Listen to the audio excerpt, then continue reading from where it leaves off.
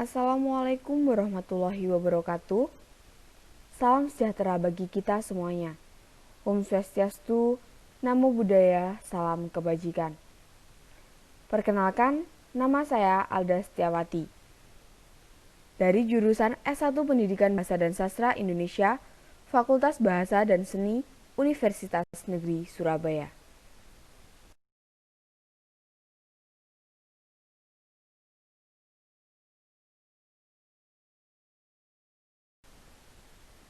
Bahasa Indonesia. Bahasa adalah sistem lambang bunyi ujaran yang digunakan untuk berkomunikasi oleh masyarakat pemakainya. Bahasa yang baik berkembang berdasarkan suatu sistem, yaitu seperangkat aturan yang dipatuhi oleh pemakainya. Bahasa sendiri berfungsi sebagai sarana komunikasi serta sebagai sarana integrasi dan adaptasi.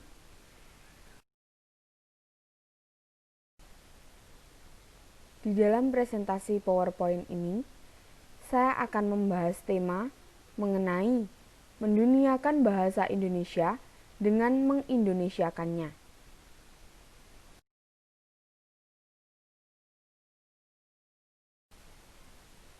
Tahukah kamu, banyak negara lain yang memiliki semangat besar untuk menjadikan bahasa Indonesia sebagai bahasa kedua, ketiga, ataupun yang keempat. Seperti Australia, Kanada, Rusia, Vietnam, Amerika, Thailand, dan lain-lain. Setidaknya sudah ada 219 lembaga di 74 negara, baik di dalam maupun di luar negeri, yang menyelenggarakan BIPA, Bahasa Indonesia bagi Penutur Asing.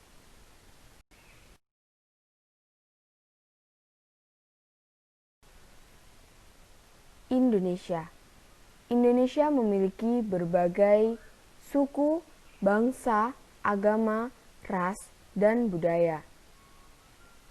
Keberagaman bahasa di Indonesia. Menurut Badan Pengembangan dan Pembinaan Bahasa, Kementerian Pendidikan dan Kebudayaan, Badan Bahasa Kemendikbud telah memetakan dan memverifikasi 652 bahasa daerah di Indonesia. Jumlah tersebut tidak termasuk dialek subdialek. Perhitungan jumlah itu diperoleh dari hasil verifikasi dan validasi data di 2.452 daerah pengamatan. Wah, Indonesia ini banyak banget ya bahasanya.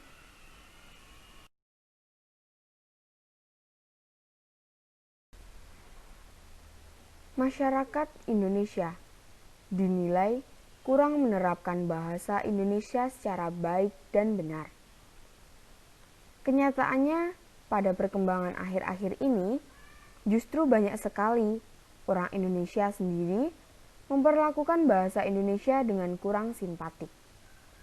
Dalam komunikasi lisan, baik formal maupun non-formal. Misalnya, wawancara keilmuan, bisnis, dan pengiklanan.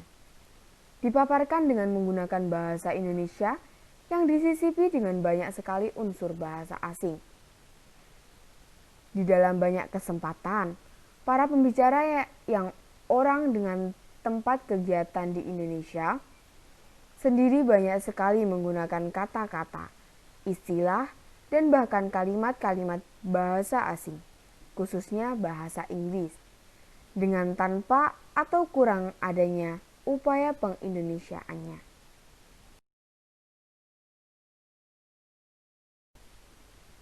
Masyarakat yang ada di Indonesia dinilai kurang selektif dalam memilih produk. Tidak sedikit hasil karya cipta orang Indonesia yang penamaan dan pemberian mereknya menggunakan kata-kata asing. Sebagai contoh, bisa dilihat seperti merek sepeda Polygon yang sub-sub mereknya Mountain Bike, Racing Bike, City Bike, BMX, Junior and Kids Bike, merek sepatu, Bodypack, Eiger, Export, Neosec, merek sepatu dan tas kulit Butchery, merek celana Lee Jeans, dan sangat banyak lainnya. Semua itu adalah buatan orang dengan lokasi produksinya di Indonesia.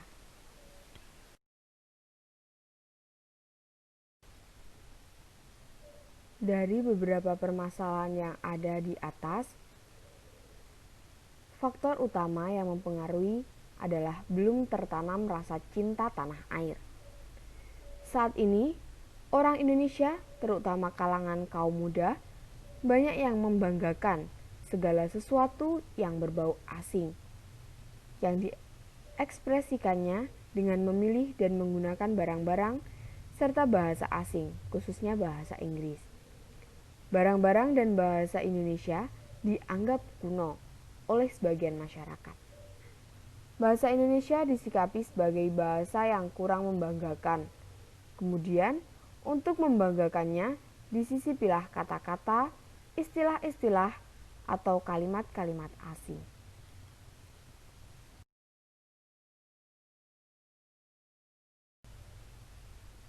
Bahasa Indonesia yang masih kurang meng-Indonesia.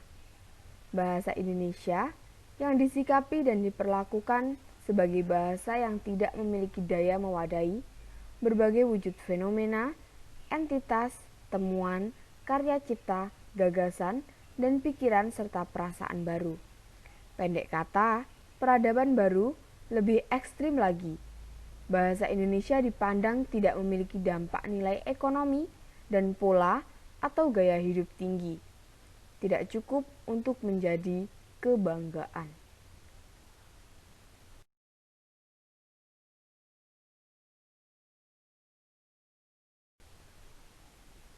Oleh karena itu, penulis jurnal memiliki beberapa cara untuk mengindonesiakan bahasa Indonesia dengan 3 cara. Yang pertama, mengindonesiakan dengan mantap.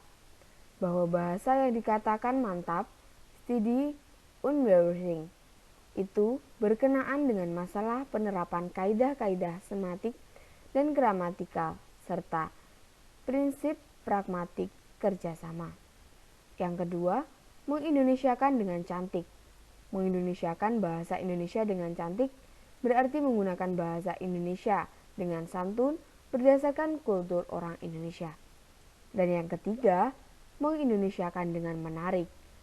Dalam artian, dengan masalah substansial, keeksotikan alam beserta unsur-unsur budaya Indonesia lainnya. Strategi kesantunan berbahasa merupakan upaya penutur dalam mengekspresikan kesantunannya dalam wujud bahasa, tidak tutur kepada mitra tutur. Strategi kesantunan itu dapat dicermati dan dirunut dari hubungan rasional antara wujud-wujud kesantunan yang terrealisasinya ke dalam rupa tindak tutur dengan fungsi komunikatifnya.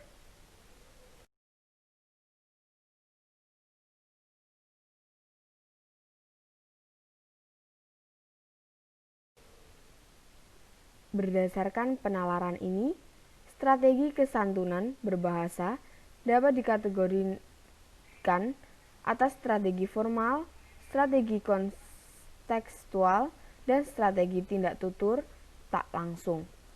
Strategi formal adalah strategi kesantunan berbahasa yang diupayakan dengan memanfaatkan unsur-unsur formal, kebahasaan, unsur lingual yang tersedia dalam khasanah bahasa yang digunakan, baik yang bersifat segmental maupun yang suprasegmental.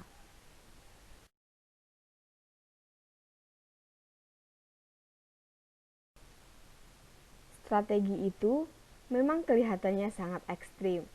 Akan tetapi, karena tujuannya untuk mengindonesiakan bahasa Indonesia dengan penuh kepercayaan dan keberanian harus ditempuh. Apabila situasi seperti saat ini, di mana semua wacana dalam segala bidang justru yang ditonjolkan, bahkan digunakan penuh dengan bahasa asing, makin lama bangsa Indonesia akan semakin kehilangan jati diri. Bangsa Indonesia akan kehilangan warisan budaya leluhur yang pada mulanya diperjuangkan dengan memakan banyak dan segala macam pengorbanan.